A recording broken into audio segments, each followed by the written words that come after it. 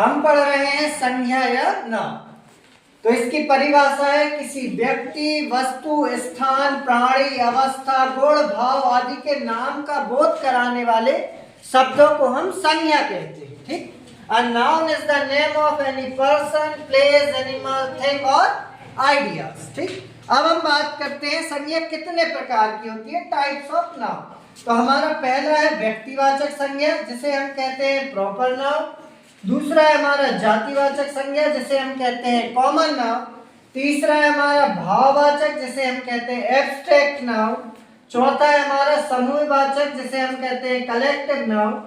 और पांचवा है हमारा द्रव्यवाचक संज्ञा जिसे हम कहते हैं मटेरियल नाउन।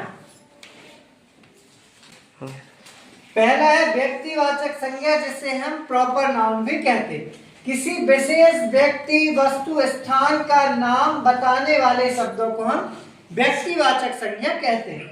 जैसे कि जवाहरलाल नेहरू, रामायण, दिल्ली, ताजमहल। ठीक। अगला है हमारा जातिवाचक संज्ञा जैसा कि कॉमन नाउन। जिस शब्द से एक जाति के सभी व्यक्तियों, प्राणियों, वस्तुओं का बोध होता है उसे जातिवाचक संज्ञा कहते हैं। जैसे जानवर, पुस्तक, शहर, नदी।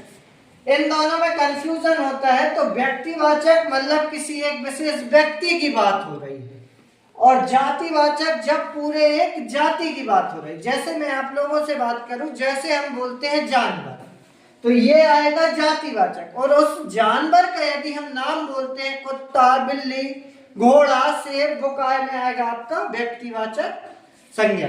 लास्ट में हम आपको इसके अंतर भी बता देंगे। ठीक है। तीसरा है हमारा भाववाचक संज्ञा या एब्स्ट्रैक्ट नाम।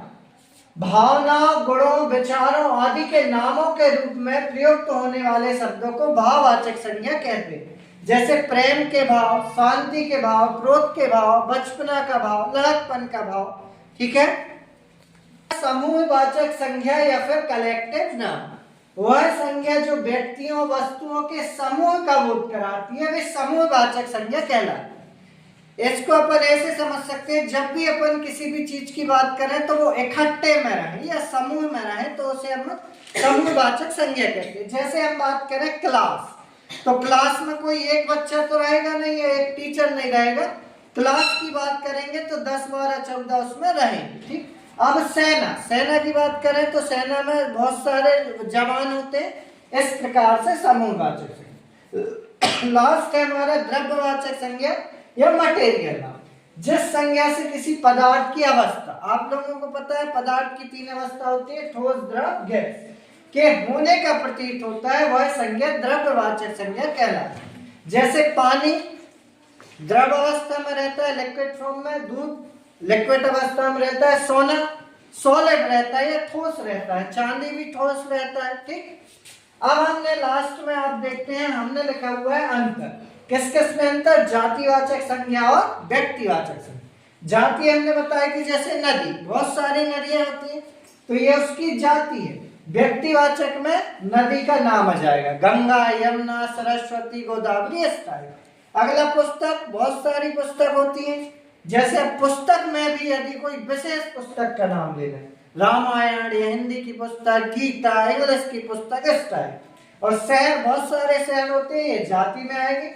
और शहर के नाम जैसे दिल्ली, नागपुर, ये सारे आएंगे आपके व्यक्तिवाचक संज्ञा।